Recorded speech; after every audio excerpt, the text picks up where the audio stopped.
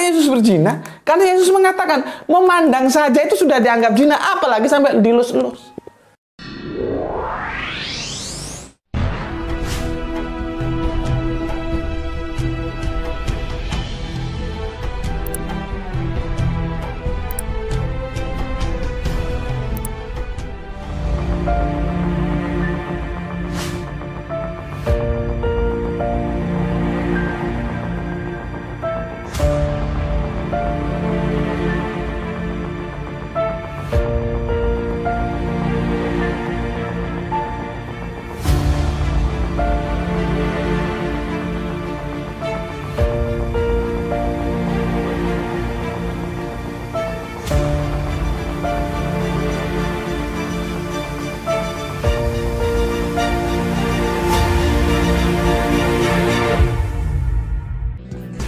Bagi kalian yang belum berlangganan video kami terbaru, tekan subscribe sekarang juga, karena Yesus itu Muslim. Aku berkhotbah kepadamu agar kamu belajar, aku tidak berkhotbah kepadamu agar kamu berbangga diri. Bismillahirrahmanirrahim. Assalamualaikum warahmatullahi wabarakatuh. Selamat bertemu lagi kepada teman-teman semuanya, ya. Semoga sehat selalu. Kalem-kalem, pelan-pelan. Tapi insya Allah nanti pasti akan selesai ini topik tentang Yesus lelaki normal, ya, dimana di dalamnya memang terdapat katakanlah sebuah polemik yang sangat tajam, apakah Yesus itu menikah atau tidak menikah, ya. Polemiknya sangat tajam. Jadi kita harus memang menelaahnya itu sangat hati-hati sekali, diperlukan sikap yang seperti itu. Berikutnya juga harus sikap sabar, ya, sabar. Lama-lama selesai kok ini nanti. Jangan khawatir, pasti selesai.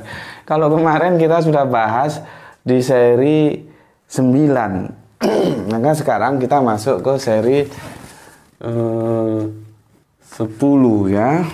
Seri 10. Nih. Seri 10. Kemarin kita sudah bahas pandangan Islam terhadap pernikahan Kanjeng Nabi Isa, dan pada sebuah kesimpulan bahwa Kanjeng Nabi Isa itu ya menikah, ya. Sudah aku kupas tuntas. Sekarang kita melihatnya dari sudut pandang Kristen, ya. Sudut pandang Kristen yang selalu mereka bantah ini, ya. Kristen terhadap pernikahan Kanjeng Nabi Isa, atau kita gantilah ini supaya lebih familiar, ya. Kalau kita kan Kanjeng Nabi Isa, kalau kawan kita, saudara kita ini Yesus, gitu aja. Jadi nggak ada masalah. Ya. Dan ini kemarin sudah aku jelaskan, aku hapus.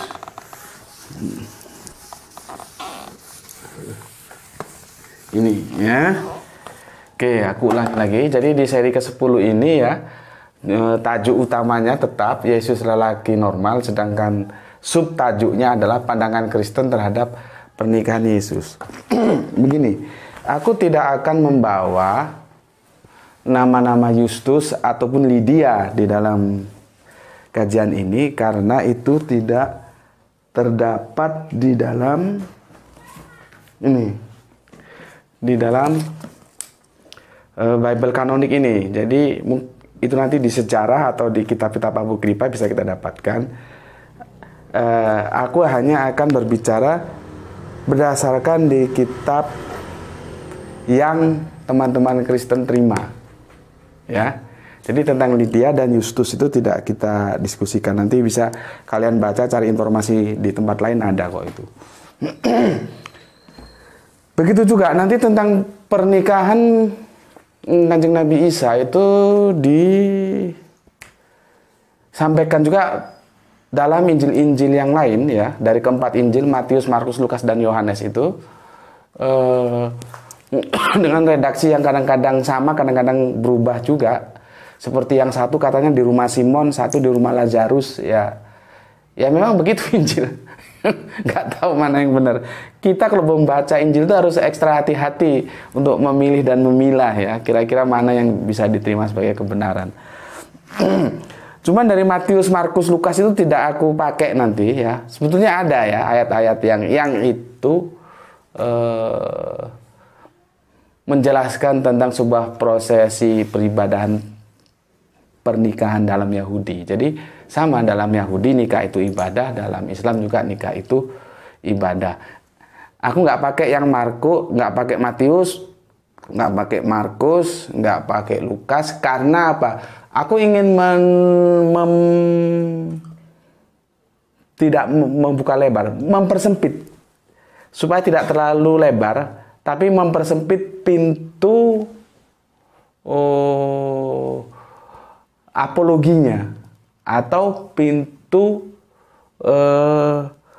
pembelaan dalam sebuah polemik yang berkepanjangan ini ya. Jadi dipersempit karena di Matius, Markus, dan Lukas itu tidak menyebut nama, hanya perempuan begitu saja. Yang langsung menyebut nama itu minum dulu. Bismillahirrahmanirrahim. Kopinya masih mantap ini.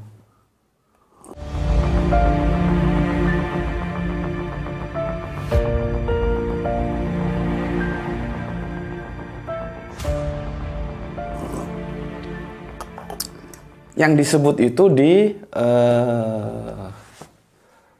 Injil Yohanes ya. Jadi kalau gitu kan kita sudah tidak berdebat ini siapa yang dimaksud, ini perempuan. Nah, makanya aku pilihkan Injil Yohanes yang dia sebut nama gitu ya. Apalagi yang aku perlu jelaskan sebelum kita masuk ke ayat. Jadi memang polemik ini sangat keras pertarungannya, berkepanjangan. Ya memang begitulah. Karena bagaimana kita tidak mau tunduk terhadap Alkitab sih ya. Seandainya tunduk terhadap Alkitab itu selesai sudah. Karena masing-masing mengintervensi dengan kemauannya sendiri-sendiri. Oke, aku tidak akan masuk ke Alkitabiah dulu. Aku gambarkan landscape-nya ya. Bahwa seorang perempuan yang mencurahkan minyak wangi kepada laki-laki dan mencium laki-laki tersebut adalah upacara perkawinan bangsa Yahudi, sama dengan membasuh kaki. Itu hampir sama dengan budaya Jawa. Kalau budaya Jawa itu namanya apa ya? Apa siraman atau apa gitu, aku lupa. Dan musiknya nanti itu, musik pengiringnya itu kebogiro. Gitu ya.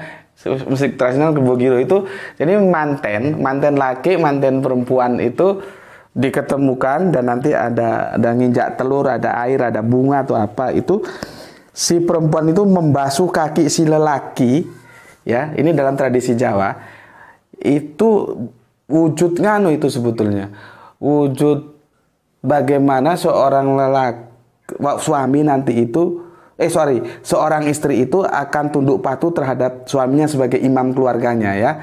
Itu wujudnya kepatuhan itu di apa ya?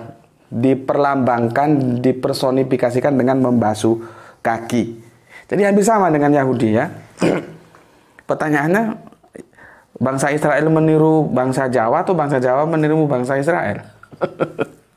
Ya. Oke lah. Ya anggap saja secara kebetulan sama gitu ya, prosesi pernikahannya seperti itu. Oke. Hubungan istimewa Yesus dan Maria Magdalena berabad-abad itu memang selalu dibantah oleh gereja, seperti yang sudah bilang.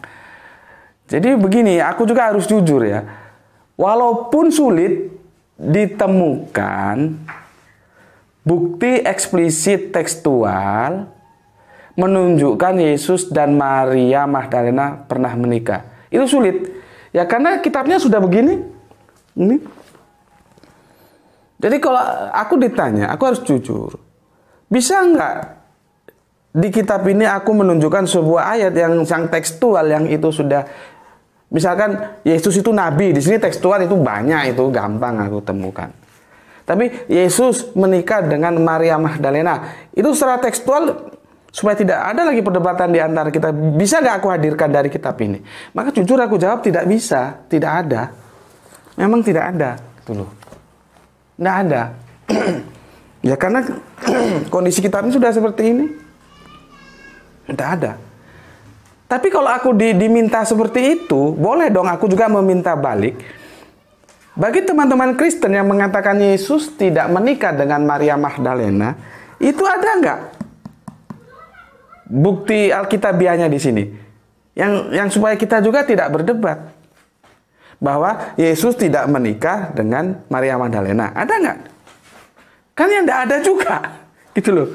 Jadi aku yang mengatakan bahwa Yesus itu menikah dengan Maria Magdalena, dan teman-teman Kristen yang membantah bahwa Yesus itu tidak menikah dengan Maria Magdalena, kita sebetulnya sama-sama berdiri di atas asumsi.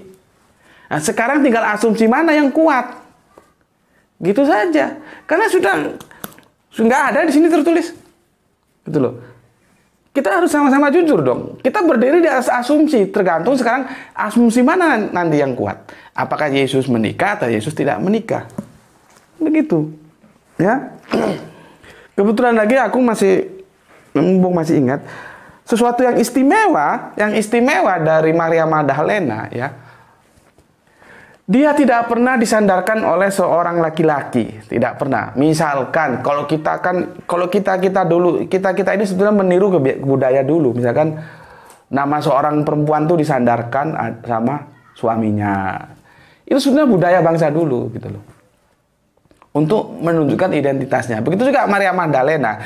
Itu identitasnya itu tidak pernah dikaitkan dengan seorang laki-laki. Entah itu suaminya, entah itu siapanya, kok nggak pernah. Maka salah satu alat identitas untuk membedakan Maria Magdalena dengan Maria yang lain, yaitu tempat kelahirannya itu, tanah kelahirannya itu yang bernama Magdala itu. Itu loh. Biasanya ada juga.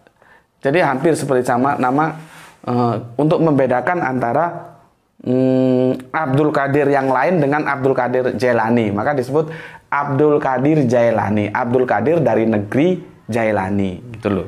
Untuk membedakan dengan Abdul Qadir yang lain. Untuk membedakan Maria dengan Maria yang lain, Maria Magdalena dari Magdala. Nah, begitu loh. Kebudayaan Timur Tengah itu begitu. Arab, Israel itu biasa begitu. Selain menggunakan nama, misalkan A bin B, bin C, bin D, biasanya sampai 3 generasi. Karena kalau 2 generasi saja itu masih ada kesamaan.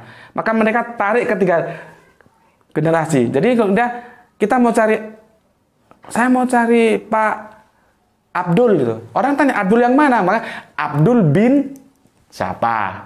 Misalkan bin Haritsa. Terus Haritsa bin siapa lagi? Bin Umar, bin Usama, nah gitu loh, sampai ketiga. Itu cara-cara mereka, budaya mereka karena nama itu banyak. Satu nama dipakai banyak orang supaya bisa mengidentifikasikan, gitu ya. Menggunakan keturunan tadi ya, sampai 3 generasi, menggunakan apa lagi? Keturunan, daerah asal, ya. Daerah asal seperti Jailani, Abdul Qadir, dan Magdala, Maria Magdalena, dan menggunakan nama-nama hubungan kekeluargaan. Kalau seorang perempuan dia laki-laki berarti suami istri gitu. Nah, yang mau aku bidik, Maria Magdalena tidak pernah disadarkan terhadap seorang laki-laki pun, meskipun dia dituduh poliandri. Kalau poliandri siapa? Coba sebut nama satu saja yang dianggap sebagai suaminya Maria Magdalena. Tidak pernah disebut. Dan itu pun namanya nggak pernah disebut. Cuman orang mengatakan, menuduh. Pokoknya gini loh, maunya itu semua kejahatan-kejahatan seksual itu ditumpahkan kepada seorang Maria Magdalena. Kan kejam sekali itu. Nggak pernah. Maria Magdalena tidak pernah namanya disandarkan oleh laki-laki gitu ya. Oke. Sebelum aku masuk ke ayat nanti, apalagi nih, mumpung aku ingat tadi upacara pernikahan sudah ya. Nah, sekarang begini, aneh gitu loh. Dalam hukum Yahudi itu aneh kalau perempuan nggak kenal, nggak apa, ucuk-ucuk menyeka rambut sambil menangis terus kaki dibasuh, itu aneh gitu loh. Kalau bukan istrinya itu aneh. Kenapa? Nggak boleh. Orang bersentuhan ini diatur, nggak boleh. Ini ujuk-ujuk apa namanya dia? Kan ini berarti dia kan bersentuhan dan ngelus-ngelus. Orang Jawa bilang ngelus-ngelus, terus ngusap gini. Kan bersentuhan. Itu kalau nggak hubungan suami istri nggak boleh, bos.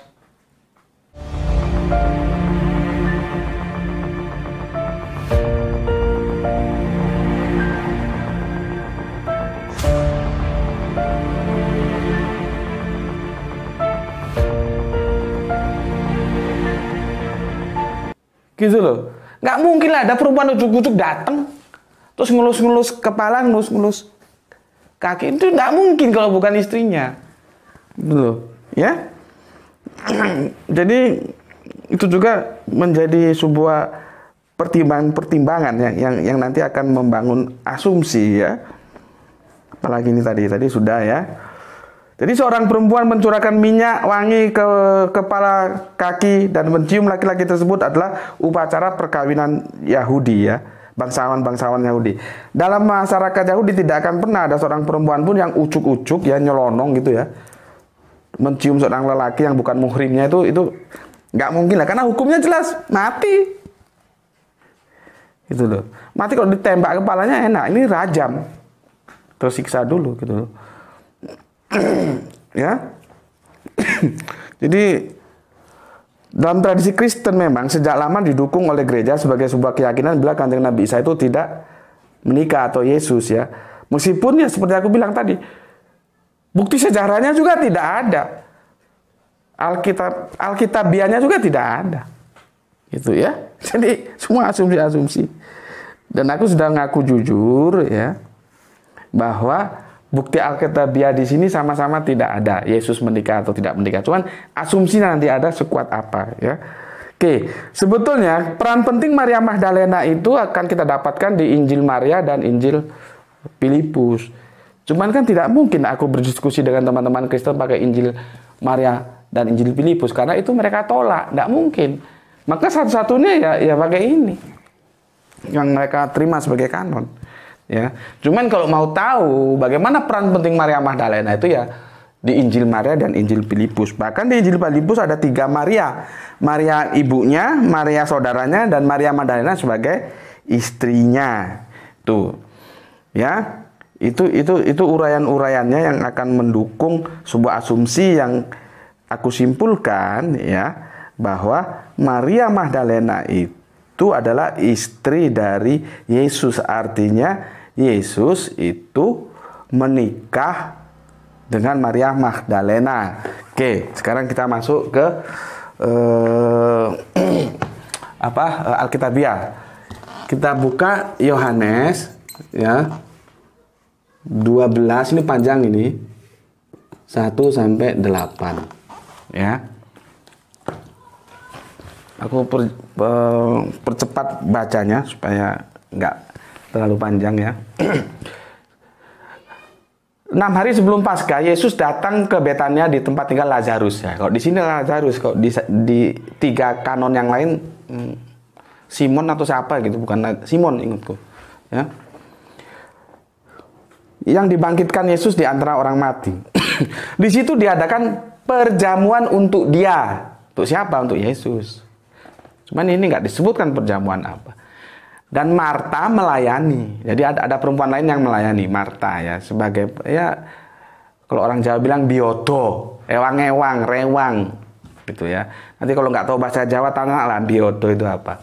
Kalau ada orang punya hajat, punya pesta itu biasanya perempuan-perempuan itu membantu masak, bantu ini, bantu itu, bikin minum, bikin ya makanan segala macam. Oke. Sedang salah seorang yang turut makan dengan Yesus adalah Lazarus. Oke. Maka Maria, nah ini dia nama disebut, makanya aku pakai, kalau yang di lain nggak disebut. Ya, maka Maria mengambil setengah kati. Ya, kalau di sini satuannya kati, kalau di 3 kanonik yang lain buli. Itu pun ada yang bilang satu buli dengan suatu buli, beda. Satu buli dan suatu buli itu beda. Satu hari dan suatu hari itu beda.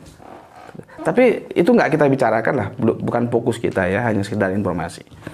Aku ulangi lagi, intinya ini di Yohanes 12:3. Ini intinya di Yohanes 12:3 sebetulnya. Tapi supaya satu perikop penuh aku baca seluruhnya. 1 sampai 8 ya. Begini intinya. Maka Maria mengambil setengah kati minyak narwastu murni yang mahal harganya, lalu meminyaki kaki Yesus dan menyekanya dengan rambutnya, dan bau minyaknya semerbak di seluruh rumah itu. Jelas? Tindakan seperti ini tidak mungkin dilakukan oleh seorang yang bukan istrinya. Itu loh. Tetapi Yudas Iskariot, seorang dari murid-murid Yesus yang akan segera menyerahkan dia, berkata, "Mengapa minyak narwastu ini tidak dijual 300 dinar dan uangnya diberikan kepada orang-orang miskin?" Hal itu dikatakannya bukan karena ia memperhatikan nasib orang-orang miskin, melainkan karena ia adalah seorang pencuri. Ia sering mengambil uang yang disimpan dalam kas yang dipegangnya. Maksudnya si Yudas ini ya. Maka kata Yesus, "Biarkanlah dia melakukan hal ini mengingat hari penguburanku. Karena orang-orang miskin selalu ada pada kamu, tetapi tidak akan selalu ada pada... Karena orang-orang miskin selalu ada pada kamu, tetapi aku tidak akan selalu ada pada kamu." Artinya ini, aku itu tidak selalu bersama kamu, tapi kalau orang miskin, banyak kamu temui yang selalu ada dengan kamu, gitu loh. Maksudnya Yesus ya. Tetapi sekali lagi yang kita bidik di sini adalah di ayat 3-nya, maka Maria mengambil setengah kati minyak narwastu murni yang mahal harganya, lalu meminyaki Yesus dan menyekanya dengan rambutnya, dan bau minyaknya semerbak di seluruh rumah itu. Tindakan ini tidak mungkin, tidak menyentuh. Itu loh, hanya orang bodoh aja yang bilang itu tidak menyentuh kulit. Sedangkan di dalam Yahudi tidak boleh menyentuh itu. Apa cari mampus apa? Jadi ketat mereka. Itu loh. Oke, sekarang ayat ini kita hubungkan dengan nih. Matius ya 5 Matius 5:27-30 ya. Apa kata Yesus? Ini sudah di seri kedua sudah aku bahas. Ini akhirnya aku mengulang dan aku akan mempertemukan dua ayat ini sebagai asumsiku. "Kamu telah mendengar firman, jangan berzina. Tetapi aku berkata kepadamu, setiap orang yang memandang perempuan serta menginginkannya sudah berzina dengan dia di dalam hatinya." Memandang tuh berzina. Ini memandang. Memandang tok, nggak bersentuhan. Ini mengelus. Artinya bersentuhan. Nih. Ya. Oke.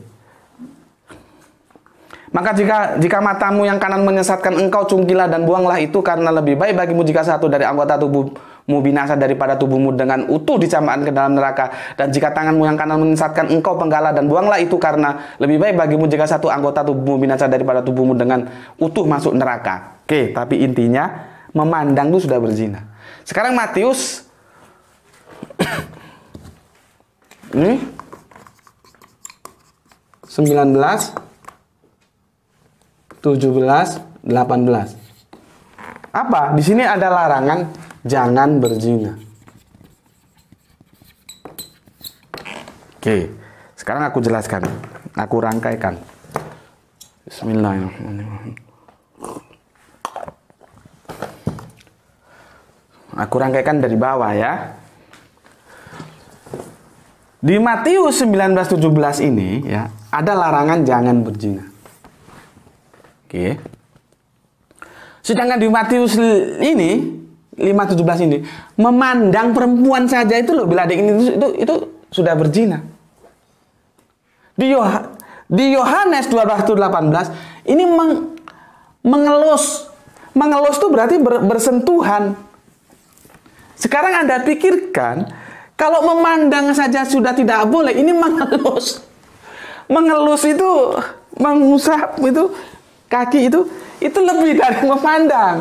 Jadi logikanya, kalau ini terjadi, ya, kalau ini terjadi bukan dengan istrinya, masa Yesus berzina?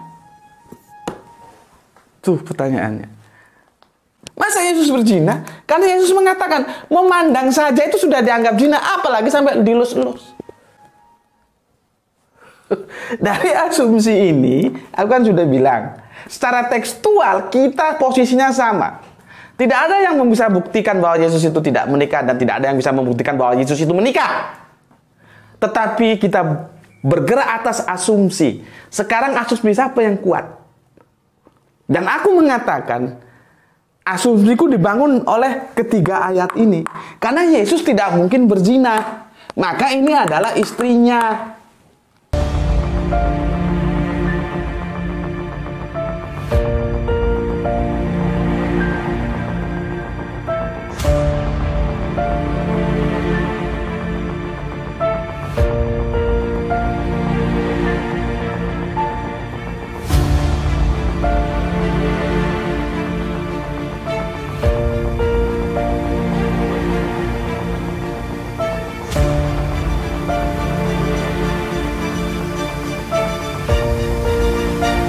Aku sudah menyimpulkan pada sebuah kesimpulan yang aku bangun atas sebuah asumsi dengan menggunakan pendekatan Yohanes 12:1-18, Matius 5:27-30, Matius 19:17-18, sehingga ini mendukung sebuah asumsi bahwa Yesus menikah, ya, bila ini dipertemukan.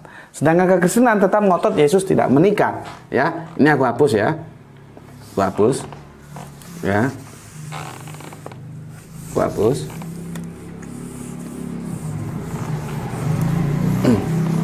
Sekarang kalau Kristen tetap ngotot ya, atau begini.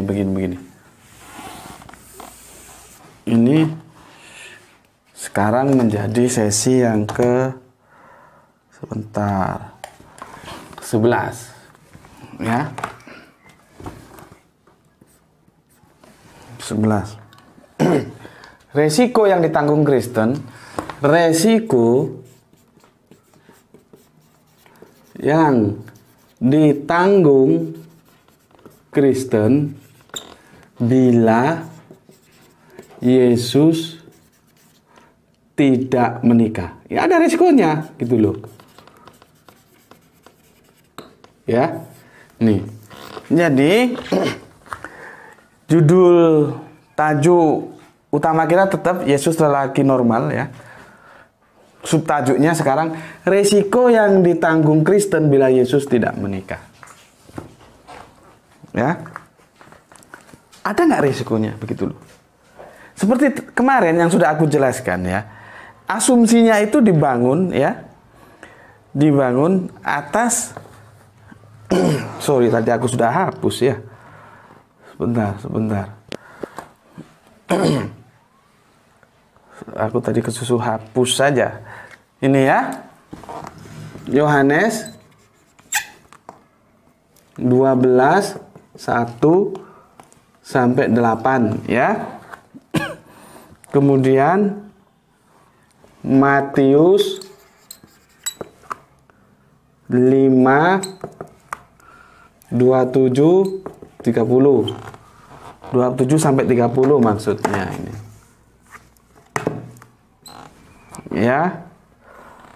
Terus Matius 19:17-18. Ini ya. Dari kompilasi ketiga ayat ini bila kita ketemukan ya, seperti aku bilang kemarin, kita ketemukan begitu, maka apabila Yesus tidak menikah, maka sebuah kesimpulannya dia berzina. Dia berzina. Kesimpulannya ini berzina. Ya. Berzina. Yesus berzina. Kalau Yesus tidak menikah. Ya. Jadi aku ulangi lagi, aku perjelas lagi supaya kalian paham. Risiko yang ditanggung Kristen bila Yesus tetap dianggap tidak menikah itu adalah nih. Sebelum ke sini ketahui dulu. Maka pertama Yesus harus dinyatakan sebagai pezina. Dia berzina. Karena apa? Melihat saja sudah berzina, apalagi itu bersentuhan. Maka karena dia berzina, maka dia berdosa.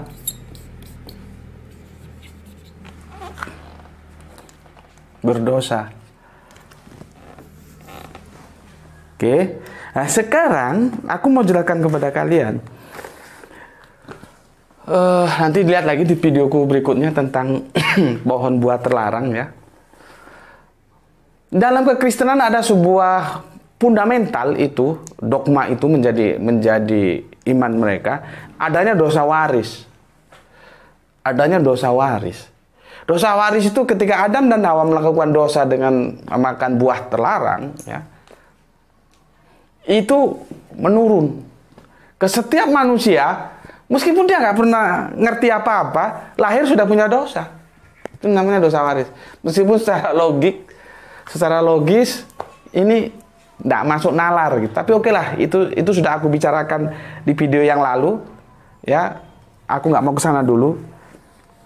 Kalaupun nanti perlu kita perjelas, kita bikin video berikutnya lagi. Tapi intinya di sini, dalam kekristenan itu ada yang namanya dosa waris. Dogma ini yang dibangun oleh Paulus lewat soteriologi salib. Ketika Yesus disalib, ya, dieksekusi di tiang salib. Dosa waris ini dari Adam dan Hawa ini diwariskan. Kan mestinya kalau Adam dan Hawa punya dosa, kan mestinya punya pahala ya. Coba tanya sama Bapak Pendeta, kenapa nggak ada pahala waris? Supaya nggak aneh-aneh gitu loh. Inilah akibatnya percaya dogma jadi aneh-aneh gitu. Oke, dosa waris ya. Pakai warna apa ini? Warna biru. Dosa waris ini bisa ditebus dengan orang yang tidak punya dosa. Maka dikatakanlah Yesus itu satu-satunya orang manusia yang tanpa dosa, nirdosa, ya, tanpa. Masih nampak di sini? Nampak? Tanpa dosa. Oh, aku nggak puas kalau nggak di sini. Sini nampak? Tanpa dosa. Tanpa dosa. Ini Yesus ini. Yesus ini ya, itu dikatakan manusia yang tanpa dosa. Ya. Tanpa dosa. Maka dia bisa menebus manusia-manusia lainnya itu dari dosa waris ini. Ya. Tanpa dosa. Dari dosa waris ini dia ditebus. Tuh. Aku ulangi lagi, perhatikan kalimatku. Soteriologi salib, keselamatan atas salib, dogma yang dibangun oleh Paulus, ya, mereka mengatakan ada dosa waris dari Adam dan Hawa yang diwariskan kepada setiap manusia begitu dia dilahirkan. Oke, dosa waris ini hanya bisa ditebus oleh orang yang tidak punya dosa sama sekali. Itulah yang mereka nisbahkan kepada sosok yang bernama Yesus dengan cara mati di kayu salib. Oke, yang jadi masalah nih, lihat, perhatikan. Resikonya harus ditanggung. Bila Yesus dinyatakan tidak menikah, maka Yesus harus dikatakan berzina. Kenapa berzina?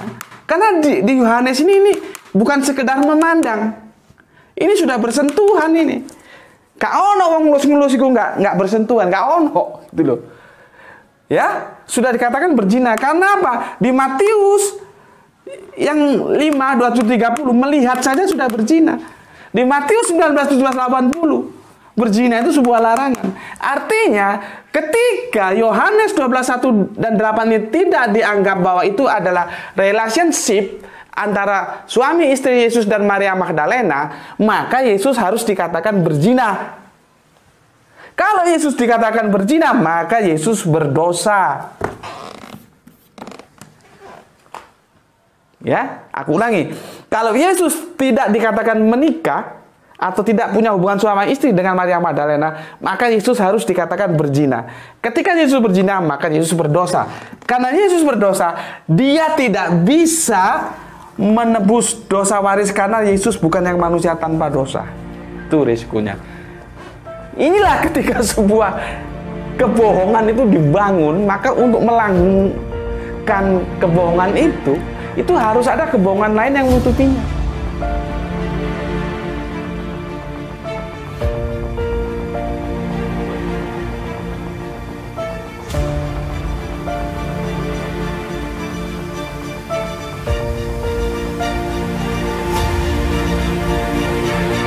Gitu. Ini risikonya, ya. Kalau Yesus berzina, dia punya dosa, dia tidak bisa menebus dosa waris. Terlepas dosa waris itu ada atau enggak, itu sudahlah kita diskusikan di lain hal, ya. Paham ya? Jadi di sini risikonya.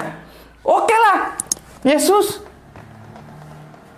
di tangan Kristen, ya, di hadapan Kristen tidak menikah, risiko yang harus ditanggungnya apa? Dosa warisnya tidak tertebus. Karena Yesus berzina dan berzina itu dosa. Sampai sini paham kalian ya? Nanti kita bahas risiko yang ditanggung Kristen bila Yesus menikah. Ada lagi nanti. Karena apa? Itulah buktinya dogma ini akan selalu berbenturan. Melanggar akal dogma itu, gitu loh. Ya. Oke, nanti kita ketemu di season yang ke-12. Apa risiko yang ditanggung Kristen bila Yesus menikah? Dan nanti juga akan, berarti ini nanti kita akan berhenti di ke-12. Apa yang ditanggung Islam bila Yesus menikah? Ada juga yang harus ditanggung. Makanya teman-teman Islam, jangan hanya ngomong Yesus menikah aja, tapi kamu lalai dari risiko yang harus kamu tanggung gitu. Oke, ini kebetulan sudah masuk sholat asar ya. Kita cukupkan sampai sekian.